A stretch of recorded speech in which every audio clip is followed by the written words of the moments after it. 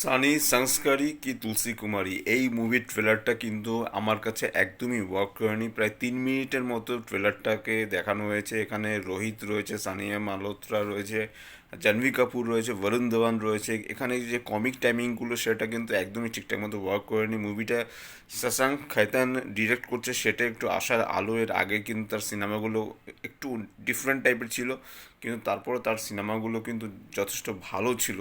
এখানে সিনেমাটা কীরকম হবে এখনই বলা যাচ্ছে না। এই মুভিটা কিন্তু 2 অক্টোবর রিলিজ করছে, কান্তারা 2 এর সাথে ক্লাশ করছে।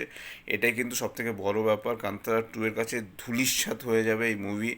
এই মুভির কমেডি কোথাও ওয়ার্ক করেনি, এবং এই মুভির ট্রেলারে অনেক কিছু দেখিয়ে দেওয়া হয়েছে, সেটা কিন্তু দেখানো একদমই উচিত হয়নি। তা আমার মতে এই ট্রেলারটা একদমই জমেনি, এবং বরুণ ধওয়ান ছাড়া কাউকেই কিন্তু খুব একটা ভালো লাগছে না। জাহ্নবী কাপুরকে তো একদমই আমার ভালো লাগছে না এই ট্রেলারের মধ্যে।